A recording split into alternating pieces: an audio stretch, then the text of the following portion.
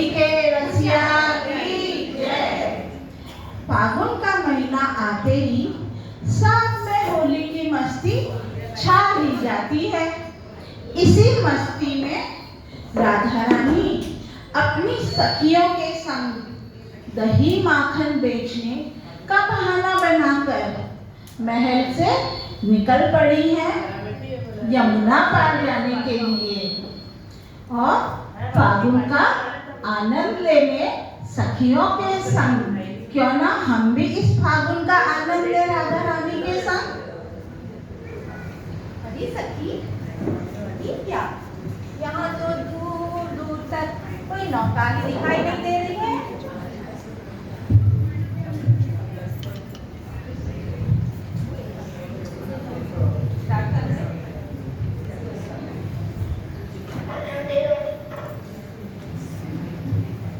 अरे सखी, ये क्या? यहाँ तो दूर दूर तक कोई नौका ही दिखाई नहीं दे रही है।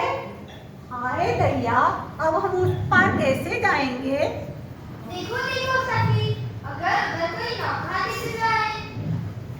हाँ, देखो दूर एक नौका दिख रही है और उसमें कोई है भी। दिखाई दी तुम्हें? नहीं। अरे देखो, जरा ध्यान से देखो, वो दूर एक पेड़ दिखाई दे रहा है ना, उसी के समीप एक नौका है। हाँ हाँ, दिखाई दे रही है। तो चलो हम सब उसी को बुला लेते हैं। हाँ, बुला ले राधा रानी। अरे ओ मल्ला, जरा इधर तो आओ। अरे ओ मल्ला, जरा पास तो आओ। मैं क्यों आऊं? तनिक इधर तो आ जा, वहीं से बतलाएगा क्या? रुको, मैं आ रहा हूँ। चलो, राजी तो हुआ आने के लिए। राधेजू, एक नौका आ रही है, आप तब तक यहीं विश्राम कीजिए। बोलो क्या बात है? अरे वो भैया, हमें यमुना पार करा दो अपनी नौका में बिठा के। मैं क्यों पार करा दूं भला? अरे इतनी अकड़ किस बात की है? तुम मल्लाह हो ना, मल्लाह का तो काम ही होता है यात्रियों को इस पार से उस पार पहुंचाना। हमें भी पहुंचा दो। मैं कोई मल्लाह नहीं हूँ। ये राधा तो मेरे बाबा ने मेरे बिहार के लिए बनवाई है। ना ना ना, मैं नहीं बिठाऊंगा। अरे अब मान भी जाओ भैया। हमें यमुना पार करा दो। हाँ, अगर तुम राजी हो तो एक काम जरूर हो सकता है। तुम्हारी ये जो गोरी सी प्यारी सी सखी रहती है ना, इनको तो मैं जरूर ले अपनी नौका में बैठाकर यमुना पार करा सकता हूँ। अरे ये क्या बात हुई? ये तो बड़ा ही विचित्र है। अरे उसे हाँ बोल देते हैं। जैसे ही राधा रानी बैठेंगी ना, हम भी सब लपक के बैठ जाएंगे। सही है ना? एकदम।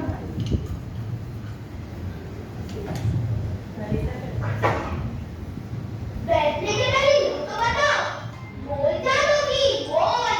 अरे जो भैया, आप मांगोगे वो दे देंगे, तुम चलो तो सही।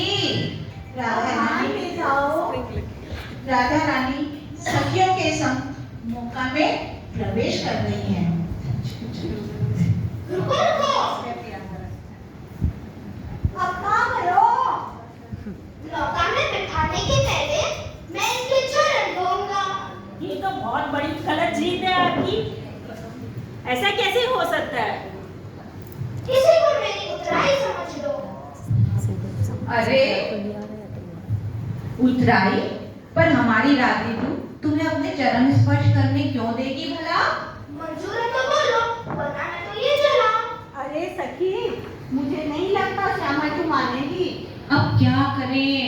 राधाजू को कैसे मनाए? राधा रानी, हमें यमुना पार जाना है और ये मल्ला आपके चरण धोने की हट कर बैठा है। अब क्या करें राधेजू, आप ही बताइए। नहीं नहीं सखी, यह तो बिल्कुल नहीं हो सकता। राधेजू, अब मान भी जाओ ना। ठीक है सखी।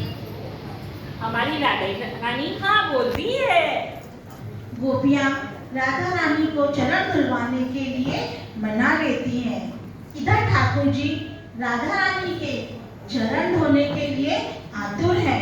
राधे जी अपना एक चरण आगे कर देती है और कान्हा जी अपने कोमल हाथों से यमुना जल लेकर राधे जी के चरण धो रहे हैं।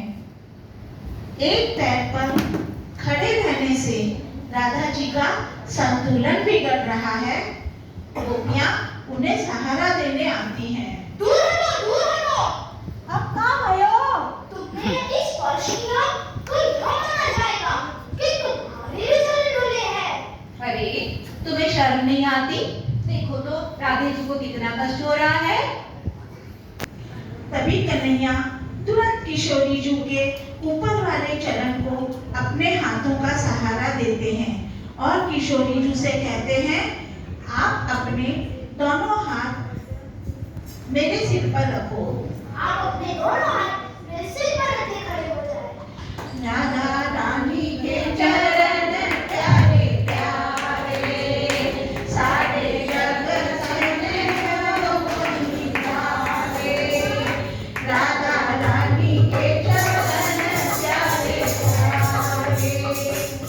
ठाकुर जी ने राधा रानी के चरण कमलों का जल अपनी अंजलि में भरकर आकाश में छिड़क दिया। तीनों लोग को पवित्र कर दिया।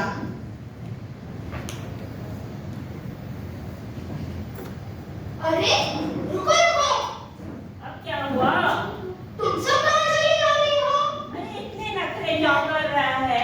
छोटी सी दूर पास तो जाना है, छोटी सी नैया में हमें भी बिठा लो। मैंने पहले भी कहा था, मैं तुम सबको नहीं लेके जा सकता हूँ। मेरी नौका तो छोटी सी है। तुम सब मोटी-मोटी बैठ जाओगी तो डूब भी जाएगी। अब आ गए हो, ले भी चलो भैया। चलो ना भैया, चलो, देर हो रही है। चलो ठीक है। थोड़ी दूर जाने पर ठाकुर जी पतवार छोड़कर उबासी लेने लगे हैं। हाय नैया, अब वापिस कहाँ गए हो? क्यों रुक गए? पतवार क्यों रोक दी? मुझे तो बड़ी भूख लगी है। जब तक मुझे भोजन नहीं मिलेगा, मैं तो नाव नहीं चला पाऊंगा। अब ये क्या बात हुई? यहाँ क्रूर कंवर ने तुम्हारे लिए भोजन कहाँ से लाए? तुम्हारी लड़कियों ने जो दूध दही माखन रखा हुआ है ना, वही खिला दो। ये लो, हाँ मैं अपनी मैया का लाडला हूँ। मैं अपने हाथों से नहीं खाता। लो, हम खिला देते हैं। नहीं, तुम्हारे हाथों से नहीं खाना। तुम्हारी ये जो गोरी सी प्यारी सी सखी बैठी है ना, इनके हाथों से ही खाऊंगा। ये तो गलत बात है आपकी। राधेशु, ये मल्ला आपके हाथ से खाने की हट कर बैठा है और अब बीच भवन में फंसे हैं, पल्ली पार जाना है। क्या करें राधेशु?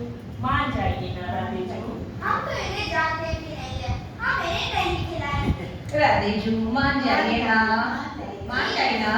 तुम खिलाती हो, तो हम खिला देते हैं।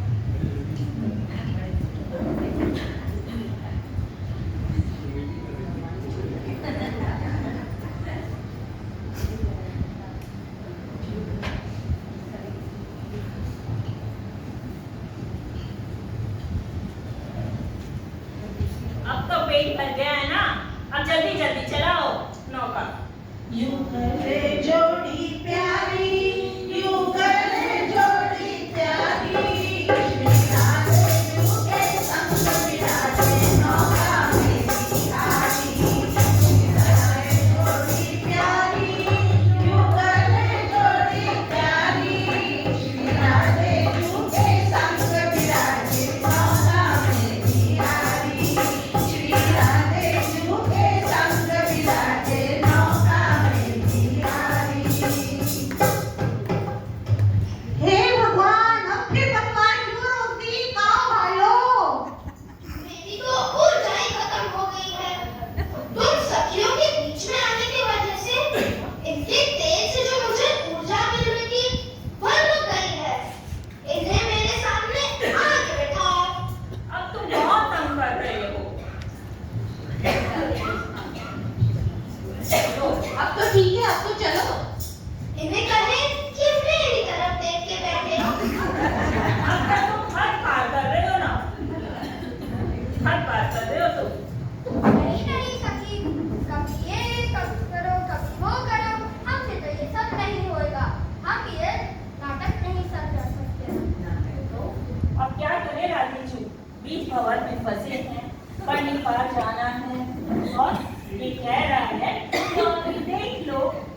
अगली बार पहुंचेंगे ना तो इसे बाजार चढ़ाएंगे, इसकी सारी होशियारी निकाल देंगे।